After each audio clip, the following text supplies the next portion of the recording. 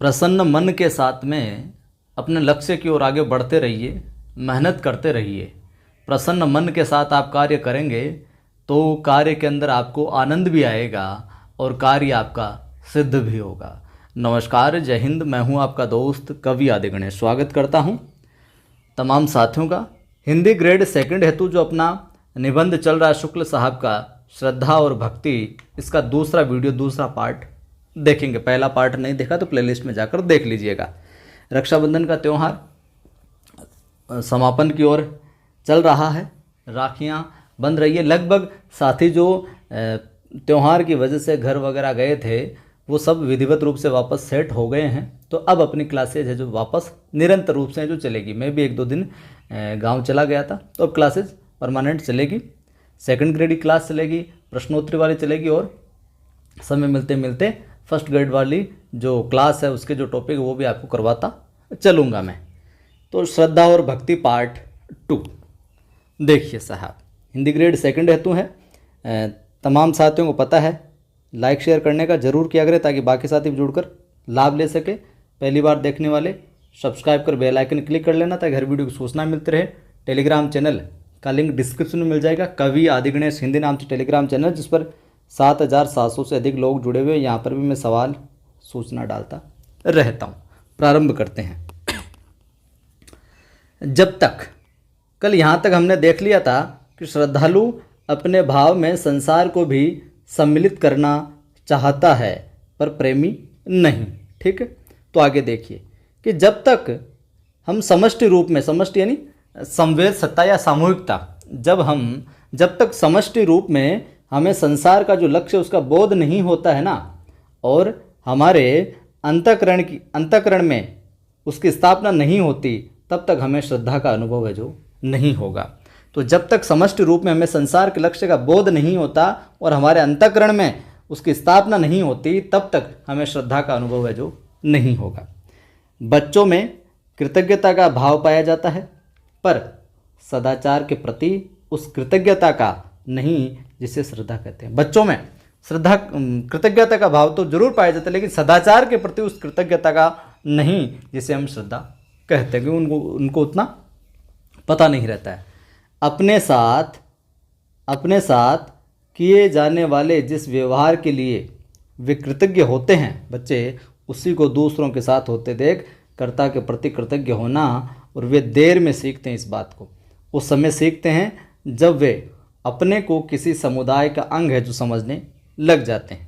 ठीक है, तब जाके कोई कि दोनों और चीज़ें देखते हैं कि हाँ ऐसे ये चीज़ होती है। कृतज्ञता के साथ में आदर का भाव, आनंद का भाव भी होना चाहिए।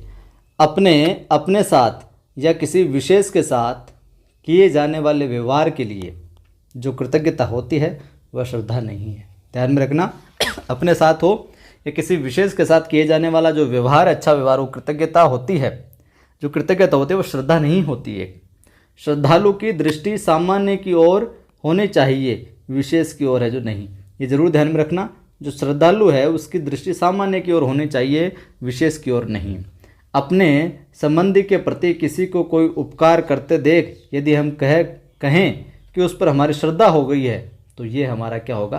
पाखंड होगा। कोई हमारे लिए कुछ करता है, कुछ अच्छा करता है, हमारा सपोर्ट करता है किसी मामले में, तो हम कहें कि हमें उसके प्रति श्रद्धा हो गई है, तो ये केवल एक पाखंड है। हम झूठ मूठ अपने को ऐसे उच्च भाव का धारण करता कि हमने उच्च भाव हमने धारण किए हैं, इस प्रकार के हमारा स्वभाव हो गया, ये धारण करता एक तरीके से पाखंड, उच्च भाव प्रकट है जो करते हैं बिल्कुल।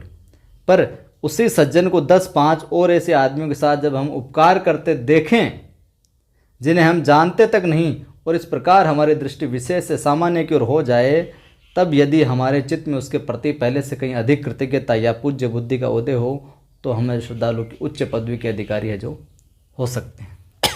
ठीक है, हो सकते हैं। सामान्य रूप हम किसी के गुण या शक्ति का विचार सारे संसार से संबंध करके देखते हैं, अपने से या किसी विशेष प्राणी से संबंध करके नहीं।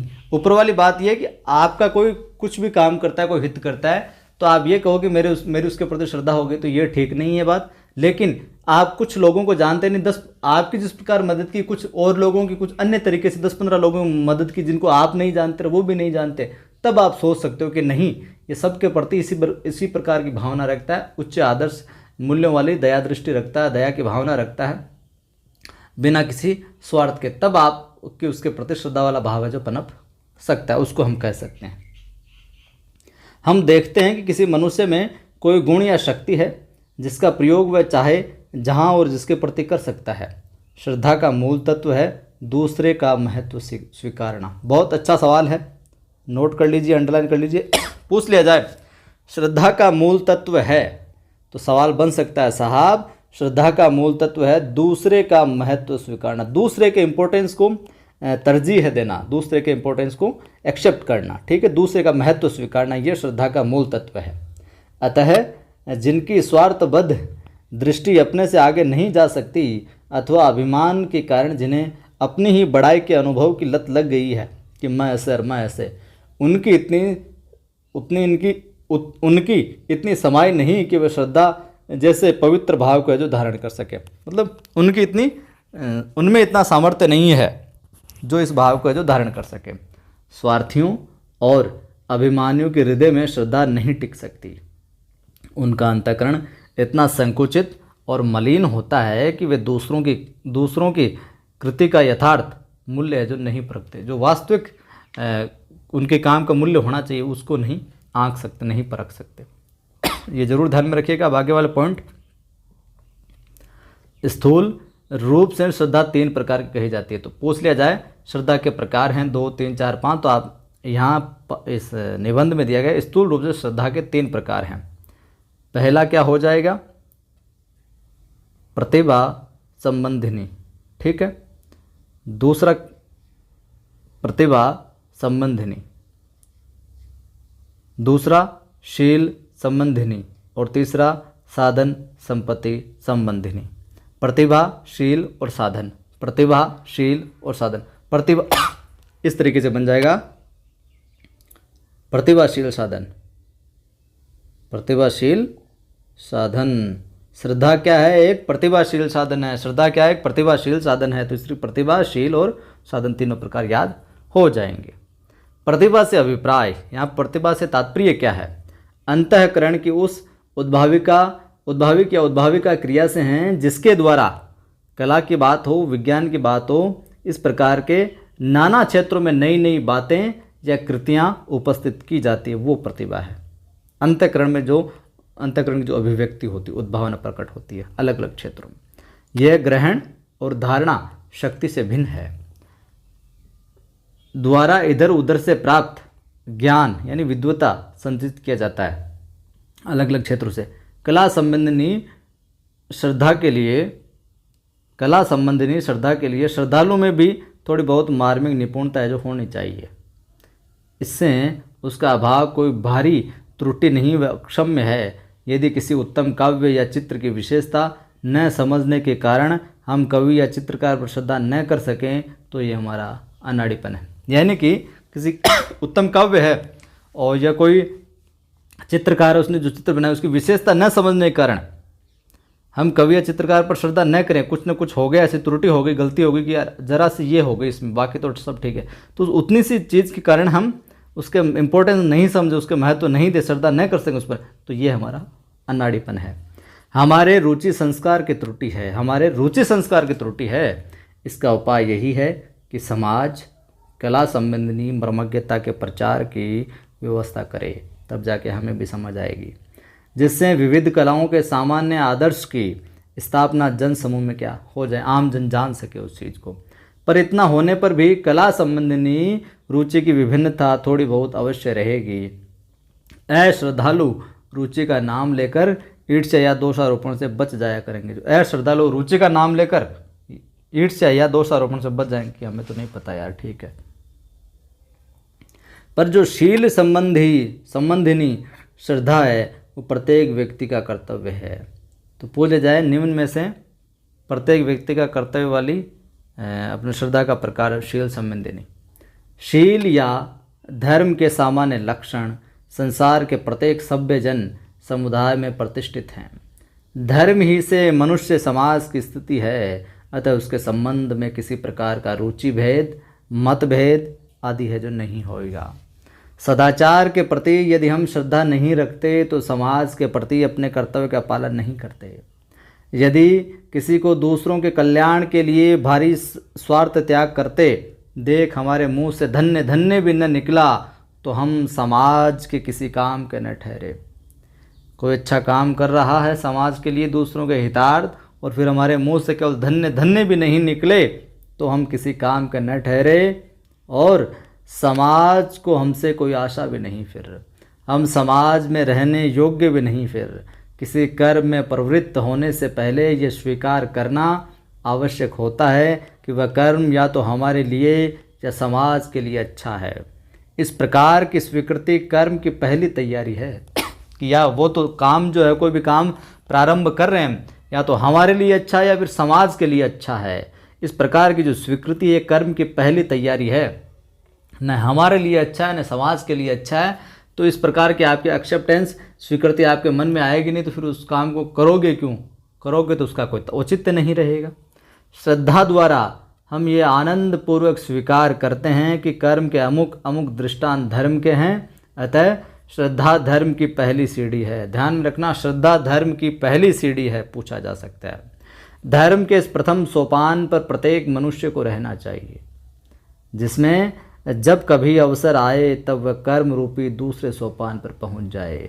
देखिए, श्रद्धा धर्म की पहली सीढ़ी है और कर्म रूपी दूसरा सोपान है कर्म। आगे देखिए, अब रह गई साधन संपत्ति संबंधिनी श्रद्धा की बात तीसरी। यहाँ पर साधन संपन्नता का ठीक ठीक भाव समझ लेना आवश्यक है कि क्या मतलब है यहाँ। तो साधन संपत्ति का अनुपयोग भी हो सकता है, सदुपयोग भी हो सकता है। आपके पास साधन संपन्न है, आप किसी साधन है, आपके पास सोर्स है, तो उसका अच्छी जगह भी उपयोग हो सकता है और गलत जगह अनुपयोग और सदुपयोग दोनों हो सका है, और दुरुपयोग भी हो सकता है। आप या तो उसको काम में नहीं लोगे, अनुपयोग हो गया, आप अच्छी जगह काम में लोगे, सदुपयोग हो गया, और आप बुरी जगह काम में लोगे, ये दुरुपयोग हो गया। किसी को पद्य रचने की अच्छी अभ्यास संपन्नता है, यदि शिक्षा द्वारा उसके भाव उन्नत हैं तो वह सहृदय है, तो वह अपनी संपन्नता का उपयोग मनोहर उच्च भावपूर्ण काव्य प्रस्तुत करने में कर सकता है। वहीं यदि उसकी अवस्था ऐसी नहीं है तो वह या तो साधारण भावशून्य गद्य गीतिकाएँ शिखरणी आदि नाना छंदों में है जो परिणत करेगा, या अपनी भद्दी और कुरुचिपूर्ण भावनाओं को छंदोबद्ध करेगा। उसके इस कृत्य पर श्रद्धा रखने वाले बहुत मिल जाएंगे। ऐसे व्यक्ति के प्रति जो श्रद्धा होती है वह साधन संपन्नता पर ही होती है। अगर उसके पास कुछ है तो हमारा उसके प्रति हम उसको महत्व देंगे, नहीं तो नहीं देंगे। तो ये इस प्रकार क्या कहलाएगी, वह साधन संपन्नता पर होती है ये श्रद्धा, साध्य की पूर्णता पर नहीं। देशी कारीगरी, चित्रकारी, संगीत आदि में नियम पालन के अभ्यास द्वारा प्राप्त इस साधन संपन्नता पर ही इधर बहुत दिनों से अधिक ध्यान दिया जाने लगा था, और मानव हृदय पर इन मनोहारिणी कलाओं के प्रभाव का बहुत कम विचार है जो होने लगा था। बहुत से पुराने मकानों की कारीगरी देखिए, आप पुराने मकान देखे होंगे आपने, जो सेठों द्वारा, बड़ियों द्वारा पुराने से बनाई हुई है, देखिए तो उनमें बहुत सा काम घिचपिच किया हुआ दिखाई देगा, और ऐसे महीन बेलबूटों की भिन्न भिन्न पटरियाँ दीवारों में जमाई हुई मिलेगी जो बिना आँख को पास ले जाकर सटाई स्पष्ट न जान पड़ेंगे। सारे मकान को एक बार में देखने से इन सभी का सम्मिलित प्रभाव दृष्टि और मन पर क्या पड़ेगा, इसका कुछ भी विचार बनाने वालों ने नहीं किया। ये स्पष्ट दिखाई पड़ेगा। ऐसे कामों में अभ्यास का तथा समय और श्रम के व्यय या अपव्यय का पूरा परिचय मिलता है। अच्छे से किया हुआ होगा तो लगेगा वाह क्या बात, और नहीं तो ऐसे ही। तो उसने अपनी जो कलाकारी है उसमें उसका अनुपयोग किया है, उपयोग किया या दुरुपयोग के साथ पता चलेगा। पर विचार और सहृदयता पूर्वक उनके उपयोग का बहुत कम समझने की बात है कि इमारत हाथ पर लेकर देखने की चीज़ नहीं है, 10-5 हाथ दूर पर खड़े होकर देखने की चीज़ है। चित्रकारी की दशा भी इसी प्रकार की हो गई है। राधा कृष्ण कदम के नीचे खड़े हैं, कदम की एक एक पत्ती अलग अलग बारीकी के साथ बनी दिखाई पड़ती है। राधा की चुनरी की एक मुट्ठी बड़ी सावधानी और मेहनत के साथ बनाई गई है। देखने वाले को ये नहीं जान पड़ता कि वह कुछ दूर पर खड़ा होकर कदम और राधा को एक साथ देख रहा है, बल्कि ये जान पड़ता है कि कभी तो पत्तियां गिनने के लिए वह पेड़ पर चढ़ता है, तो कभी नमूना लेने के लिए चुनरी हाथ में लेता है। ऐसी रचनाओं के प्रति यदि श्रद्धा प्रकट की जाएगी तो वह अभ्यास, श्रम, बारीकी अर्थात साधन संपन्नता के विचार से ही होगी, अपने टेस्ट के हिसाब से। साध्य की पूर्णता अर्थात कला के विचार से नहीं, जिसका उद्देश्य मानव हृदय पर मधुर प्रभाव डालता है। संगीत के पेच पास देखकर भी हठयोग याद आता है, और जिस समय कोई कलावंत पक्का गाना गाने के लिए मतलब 8 अंगुल मुंह फैलाता है, पक्का गाना मतलब बिल्कुल पारंगतता के साथ आलाप लेता है मान लो, और आ करके विकल होता है, उस समय बड़े बड़े धीरों का धैर्य छूट जाता है। दिन भर चुपचाप बैठे रहने वाले बड़े बड़े आलसियों का आसन डिग जाता है आलाप के समय, और तन मन से जो निकला आलाप होता है वो संगीत नाद की मधुर गति द्वारा मन में माधुर्य का संचार करने के लिए था। वह इन पक्के लोगों के हाथ में पड़कर केवल स्वर्ग्राम की लंबी चौड़ी कवायद हो गया। श्रद्धालुओं के अंतःकरण की मार्मिकता इतनी स्तब्ध हो गई कि एक खर श्वान के गले से भी है जो इस लंबी कवायद को ठीक उतर देख उनके मुंह से वाह वाह ओहो निकलने लगा। काव्य पर शब्दालंकार आदि का इतना बोझ लादा गया कि उसका सारा रूप ही है जो छिप गया। इस प्रकार से अलंकारों को, शब्दालंकारों को चिपकाया गया। बात ये हुई कि इन विविध कलाओं के जितने अभ्यास, गम्य और श्रम साध्य अंग थे वे हद से बाहर घसीटे गए, और जितने सहृदयता से संबंध रखने वाले थे उन पर ध्यान ही न रहा। कलाएं मूर्तिमान रूप धारण करके सामने आती तो दिखाई पड़ता है कि किसी को जलोदर हुआ है, किसी को फील पाँव। इनकी दशा सोने और रत्नों से जड़ी गुठली धारदार तलवार सी है जो हो गई है सर।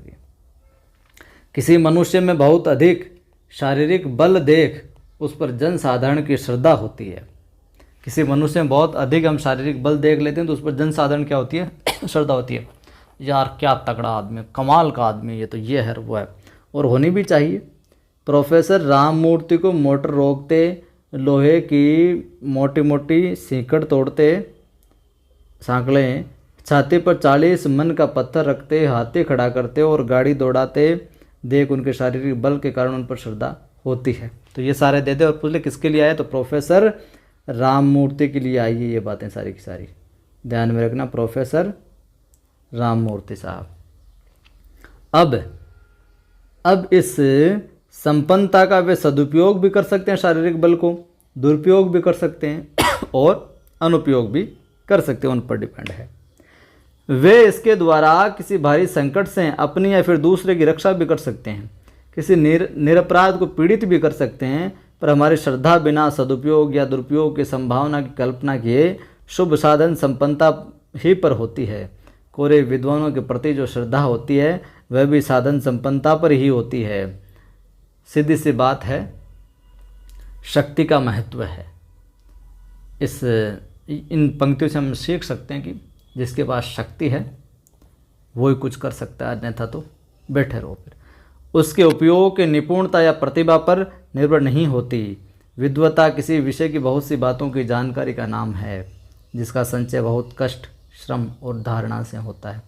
यह बात विद्वान की प्रतिभा पर निर्भर है कि वह ज्ञान का भंडारी, उपयोगकर्ता दोनों हो, कि ज्ञान का भंडार भी हो।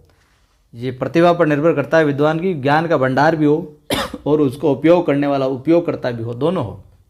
अर्थात वह उत्तम चिंतक, वक्ता, लेखक, अन्वेषक, खोजने वाला या कवि भी होकर उस संचित साधन का उपयोग करे और अपने मूल विचारों का प्रभावपूर्ण प्रकाश करे, सामने लाए। यदि विद्वान में यह प्रतिभा नहीं है, यह शक्ति नहीं है, तो वह केवल अपनी संचित जानकारी को कला कुछाल और प्रतिभाशाली लेखकों या तत्वान्वेषकों के सामने रख दे कि वे उससे आवश्यकता अनुसार काम ले।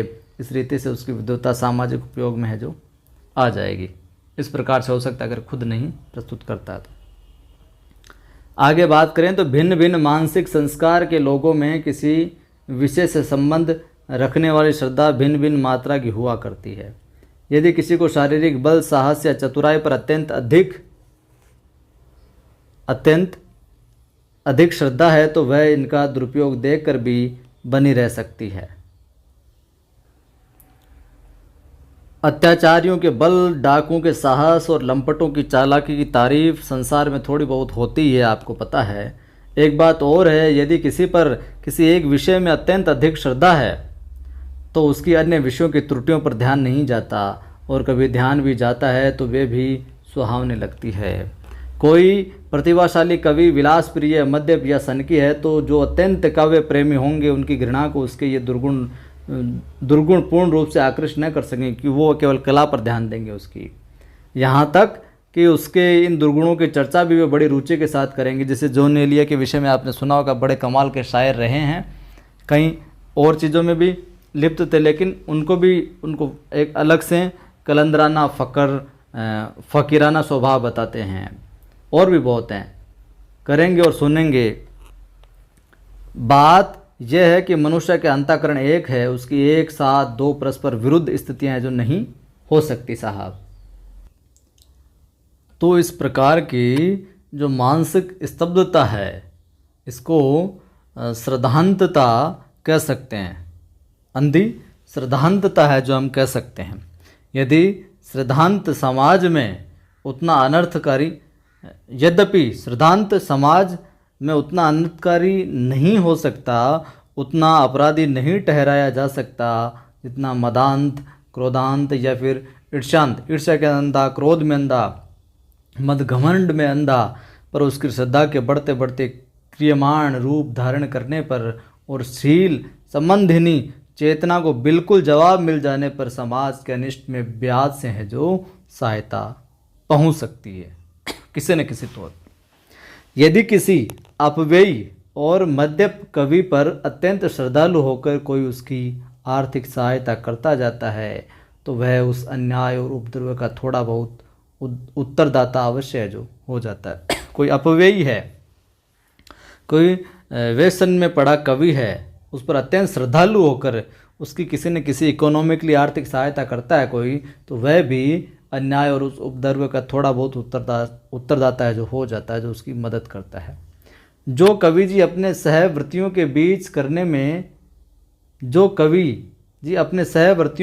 करने में समर्थ होते हैं, यदि किसी पहलवान के बल पर प्रसन्न होकर कोई उसे हलवा पूरी खाने के लिए कुछ महीना बांधता है तो उसके गुंडेपन के कारण लोगों की पहुंची हुई पीड़ा के दोष का वह कम से कम उतना भाग अवश्य जो पा सकता है जितना इंद्रकृत हत्या की बटाई के समय बहुतों का जो मिला था साहब। उद्देश्य के अभाव के बल से यद्यपि इन श्रद्धालुओं पर दोष उतना सटीक नहीं लग सकता, पर समाज की दृष्टि में वे दान के पात्रता संबंधी अविवेक के अभियोग से जो नहीं बच सकते।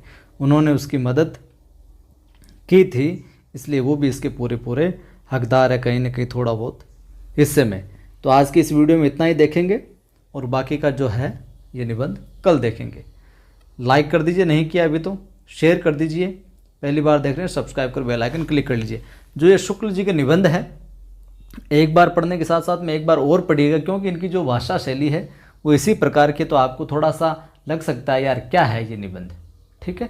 थोड़ा सा हेडिंग है लोभ और प्रीति, ये श्रद्धा वाला, उत्साह वाला, इन हेडिंग से समझते हुए हेडिंग को अपनी खोपड़ी में छाप के, मस्तिष्क में छाप के उसी डायरेक्शन में है जो इस निबंध को देखते चलोगे तो आपको समझ में आ जाएगा उत्साह से रिलेटेड है, इसमें श्रद्धा और भक्ति है वाला है, लोभ और प्रीति वाला, इस तरीके का चीज़ है जो धीरे धीरे एक दो बार पढ़ोगे तो समझ में आ जाएगी चीज़ें, ठीक है। और बाकी ये सब कुछ होने के बाद में हम सवाल वगैरह डालेंगे करेंगे तो आसानी से समझ में है जो चीज़ें और आ जाएगी, ठीक है।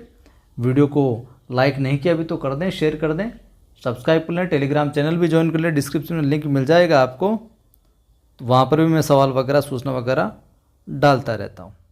फिर मिलता हूँ।